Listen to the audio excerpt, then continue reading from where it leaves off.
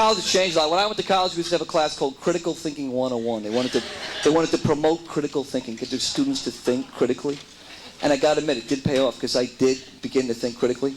Sure, I'd be in my dorm room at night. I'd be like, this bag of pot is definitely smaller than the bag of pot I bought last night. I am very critical of this. This pot. I was good at one thing in college, like doing a big bong hit and not coughing. That's what made me popular. That was my whole identity, because I didn't cough. I could, huge amounts of pot. Iron lungs, they call it. It's funny that one thing makes you popular in one place and doesn't help you down the line. Or that all-important job interview after college, right? Oh, what are my strengths and weaknesses? Well, I'm not that articulate, but hold on, I brought something along here just to demonstrate it. I think you're going to like this. That was the worst bong impression I've ever done. I got out of college, I took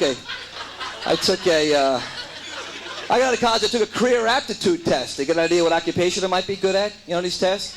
Doctor, lawyer, accountant. I took the test. The results indicated I'm an outstanding hunter-gatherer. I'm not sure what that is. Okay, all right, welcome. Thanks for showing up, guys. Thanks for having me here. My main thing I want to talk about, because it's a health class, is I want to address the subject of ADD, attention span deficiency, medication abuse. You guys familiar with that at all? Obviously, probably high school kids, you guys know all about it. I wrote about this in my book called Trainwreck. It was published by Simon Schuster last July, and they made it into a movie. Actually, I'm going to show you clips of the movie. And it has Stifler from American Pie. You guys remember that movie? You got a babies when that movie came out, right? And he's in a new movie right now, out. I didn't see it. Something with some, I don't know what the movie is. With Bruce Willis, right? Cop Out. Yeah, did you see it? No, but right. Do you want to see it? Do you like that guy? I like Tracy Morgan. I like Tracy Morgan too. Yeah, I was never whatever. The point is this. So they made it into a movie about my life. So we're gonna see clips. That's me in the movie. I mean, that's sort of, that's a little novelty, right? So that's how I got in the door here. But basically, I generally feel that I'm kind of an expert on the subject, not because I'm a doctor or anything, but I abused this drug. I was in special ed my whole life.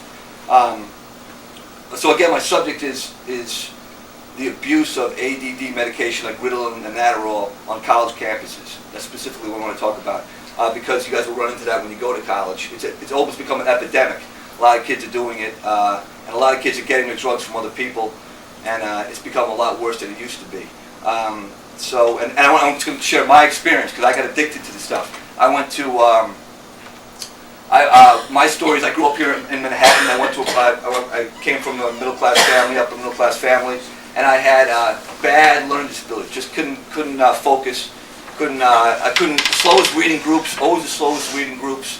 Always the. I was in one of those classes. I was always in special ed my whole life. I'm in 12th grade. I was always in one of those little classes where there's like more teachers and there's more parents and teachers and like 6 assistants, and read a little line, going to the lunchroom. And I really took the short little bus for a little while. I know you guys look at me like tough to imagine, right? But I used to joke my SATs were so low my entire school district lost funding. I mean, I was really bad at standardized tests. Learning disabled people are bad at a couple. I don't know if anyone has learning disabilities here, but we're bad at a couple of things. We can't read aloud. We're horrible at reading aloud. And we can read a little bit, but reading aloud, we'd rather jump off a bridge. And we're also bad at standardized tests. Just absolutely awful. I got 520 combined in SATs. The reason I'm here today is a guy down the hall had ADD medication. He had something called Ritalin that had just come out. Now there's something like 5 million kids prescribed Ritalin. There was about 100,000 back in '89. That's how it's grown. And again, first of all, let me just say that I'm not against Ritalin or Adderall in any way. I think in some ways, for some students, they're great drugs. For other students, they're not good drugs. And they can really, they're effective drugs. They can make an unemployable person employable, unteachable student teachable, a sloppy person neat. But in the wrong hands, in an addict's hands, they can be a horrible gateway drug. And you guys know what a gateway drug is. It can lead to, out west, it's leading to crystal meth. It's very similar. The ingredients of these drugs are similar, in a lot of ways. And in my case, what I did, and I'm almost finished, I'll show you the movie. In my case, I started giving these Ritalin as a study. I started using it as a study aid, so I could study harder. Then a friend of mine decided to chop it up, and we started snorting the stuff, right? So, and after that, I started snorting everything. And then, luckily, I had no money, so I couldn't buy cocaine. But a guy came along with the drug ecstasy. I don't know, that's still around, ecstasy? Don't do that drug, please. You'll end up. Oh, there we go. If you do ecstasy, you look like that. That's me. That's the best do not drug post you've ever seen, right, guys? I mean, it doesn't get worse than that. Too much face, right? That haircut. I mean, I look better now, right? A little bit. Just a little bit of work, I'd be fine. But okay, so this guy had introduced this drug ecstasy. So I do it once. It's kind of fun. Then I was so used to snorting Ritalin, I go, let's snort this stuff. Ready? So I sit down with a friend of mine and we snort about 3 ounces of this horrible, horrible drug. And let me tell you what Ritalin, what ecstasy does really. Besides, it depletes your bone marrow. It does a lot of horrible stuff. It gives you, paranoia. But I had such a bad case. I had numbness all over, and I was shaking so bad after this. I had to come back and see a neurologist in New York City, and he diagnosed me with something called pre-Parkinsonian symptoms. I had Michael J. Fox. I was shaking I had those symptoms. They've gone away. I've got a lot of help since then. But I like this one. Here's one right now.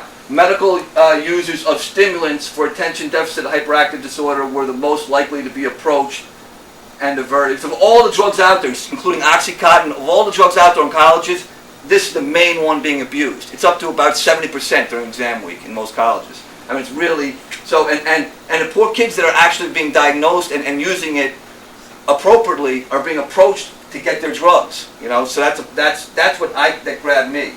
Because they're being harassed, so they can get high, and most people are doing it to get high, and they can go on to use other stuff. So, the first day of school, I went to the principal. I go to the principal. I go, I'm a comic. I drive around. What wisdom can I impart to these kids? What can I possibly teach these kids?